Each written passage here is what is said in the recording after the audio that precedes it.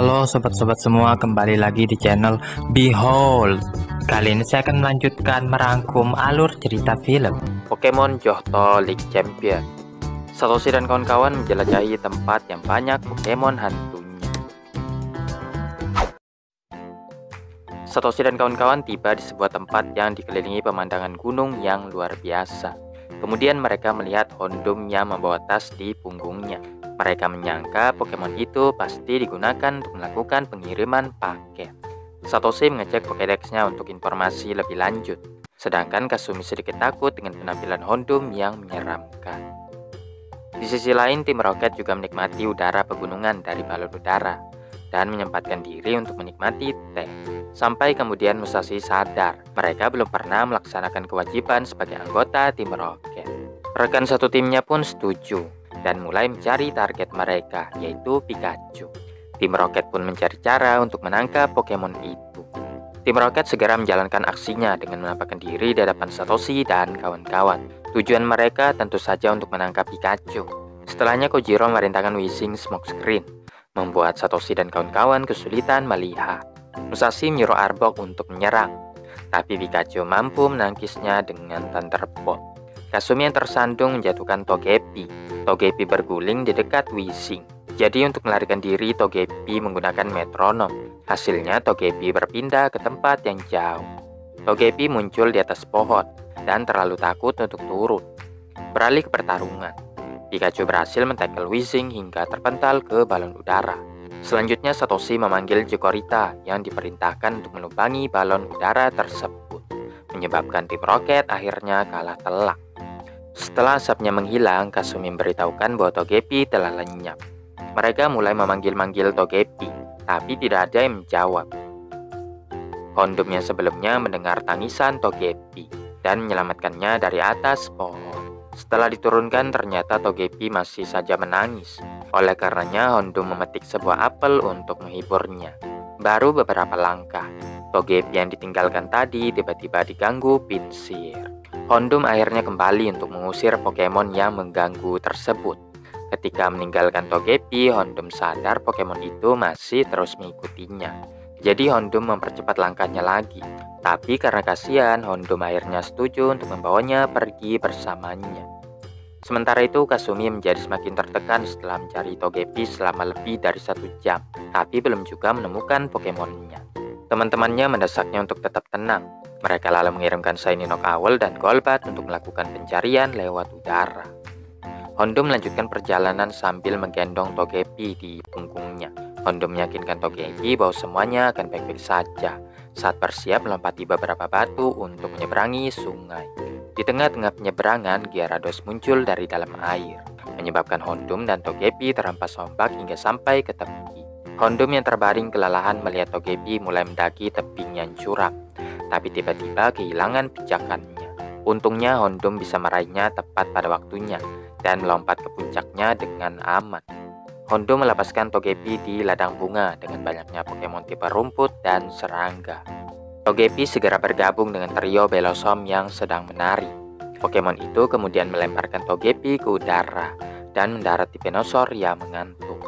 Venusaur yang merasa terganggu melancarkan Sleep Powder. Houndoom memasang badan untuk melindungi Togepi dari serangan tersebut. Namun akibatnya Houndoom tertidur pulas. Setelah beberapa menit, Togepi membangunkan Houndoom dan mereka pun melanjutkan perjalanan lagi. Shiny Noctowl menunjukkan jejak kaki yang mirip seperti punya Togepi. Hanya saja ada jejak kaki yang lebih besar di sampingnya. Mereka memperhatikan jejak kaki Togepi sudah tidak ada, sementara jejak kaki yang lebih besar masih terus berjalan. Kasumi yang ketakutan beranggapan mungkin Togepi dibawa lari Pokemon itu. Satoshi dan kawan-kawan tiba di jalur yang dilalui Houndoom. Mereka melompati bebatuan dan bertemu dengan Gyarados yang sebelumnya. Setibanya di seberang, mereka mengikuti jejak kaki yang mengarah ke ladang bunga. Sayangnya Togepi sudah meninggalkan tempat itu. Tim Rocket kembali dengan balon udara yang sudah ditambal. Tapi balon udaranya bocor lagi dan mendarat tepat di atas kepala Gyarados.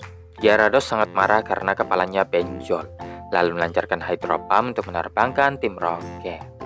Togepi dan Houndoom yang melanjutkan perjalanan harus mencari tempat berteduh saat turun hujan. Houndoom perhatikan bahwa Togepi merasa bosan. dan menggelitiknya dengan ekornya untuk menghiburnya. Setelah hujannya reda, mereka melihat Pokemon legendari yang melompat sambil memancarkan percikan listrik. Satoshi dan kawan-kawan kehilangan jejak Togepi yang telah tersapu badai. Setelah menemukan jejaknya, semuanya lega karena Togepi masih berpergian dengan pendamping misteriusnya. Singkat cerita, Hondo mengantarkan Togepi ke sebuah peternakan maru. Satoshi dan kawan-kawan segera menyusul dan akhirnya menemukan Togepi yang menghilang. Kasumi berterima kasih karena Hondum telah menjaga Pokemonnya. Pak petani mengatakan Hondum bisa digunakan sebagai pengantar paket dan mengeluarkan cukuran rambut yang dipesannya. Tim Rocket tiba-tiba datang dan berhasil mengurung Hondum. Satoshi segera memerintahkan Chikorita untuk membebaskan Hondum. Tim Rocket mengirimkan Pokemonnya untuk menangkap Hondum yang lepas. Akan tetapi Pikachu dan Hondum melakukan perlawanan. Dengan combo Thunderbolt dan Flamethrower, Tim Rocket bisa dikalahkan lagi. Pak petani menuntun Satoshi dan kawan-kawan ke jalan menuju kota. Saat mereka akan berpisah, Togepi melompat dari pelukan Kasumi dan berlari ke arah Hondum. Hondum malah memarahinya, mendesak Togepi untuk kembali ke trainernya. Meskipun berat baginya untuk berpisah dengan teman barunya itu, kenyataannya Togepi harus tetap melanjutkan perjalanannya. Setibanya di Ecruteak City, Satoshi segera bergegas untuk menantang gym leader kota itu untuk memperoleh badge berikutnya. Dalam perjalanan mereka dihentikan oleh Burasuke, seorang salesman bernafas api yang mengaku sebagai orang yang mereka cari-cari. Burasuke menunjukkan sebuah item yang bisa digunakan untuk mencari benda-benda berharga. Satoshi dan Kasumi mengabaikan tawarannya, kecuali Takeshi yang nampaknya tergiur. Akan tetapi Kasumi segera menyeretnya pergi. Tim Rocket berada di kota yang sama, memikirkan langkah selanjutnya untuk menangkap Pikachu. Saat itu mereka sangat kelaparan karena sudah beberapa hari belum ada makan. Musashi dan Nyasu terlalu capek untuk bergerak, sehingga merintahkan Kojiro untuk membeli makanan dengan uang yang tersisa. Setelah mendapat amanat dari teman-temannya, Kojiro pun pergi mencari makanan. Kojiro yang bertemu dengan Burasuke mendapat tawaran untuk membeli item.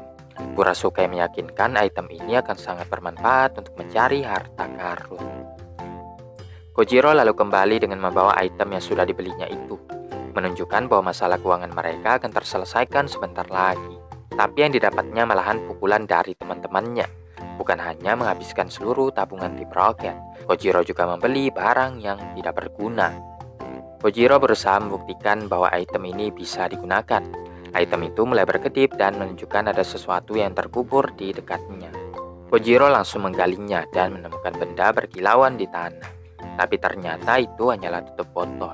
Di saat teman-temannya kecewa, Kojiro sangat senang dengan penemuan langka ini karena ia merupakan orang yang mengoleksi tutup botol. Beralih ke Satoshi dan kawan-kawan yang tiba di gym. Tempat ini tidak seperti gym pada umumnya karena sudah jabuk dan rapuh. Saat mereka menjelajahinya, mereka terkejut karena kebakaran yang terjadi secara tiba-tiba. Mereka mencoba melarikan diri, tapi api selalu mengikuti kemanapun mereka pergi.